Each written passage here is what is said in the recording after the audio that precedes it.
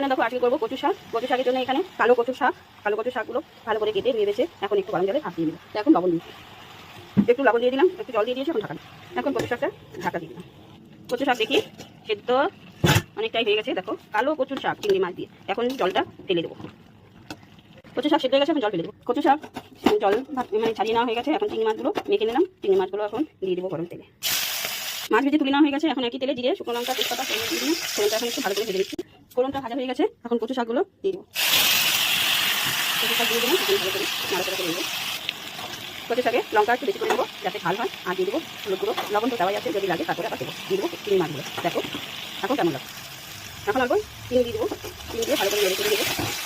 হয়ে গেছে, এখন আমি একটু নামানোর আগে অল্প পেঁচুরগুলো জল দিয়ে ঘন্টা হয়ে গেছে। দেখো বন্ধুরা, আমি এখন নামাই অল্প কচু শাক নামিয়ে দিলাম। কচু শাকটা হয়ে গেছে, নামিয়ে দিয়েছি। কেমন লাগলো জানিও বন্ধুরা। আর ভালো লাগলে আমার চ্যানেলটা সাবস্ক্রাইব করে দিও। আর ফেসবুক পেজ থেকে যারা দেখছো, ফেসবুক পেজটাকে ফলো করে দিও। তো আজকের মতো ভিডিওটা শেষ করছি এখানেই। দেখা হবে পরের ভিডিওতে। পরের দিনে টাটা, বাই বাই।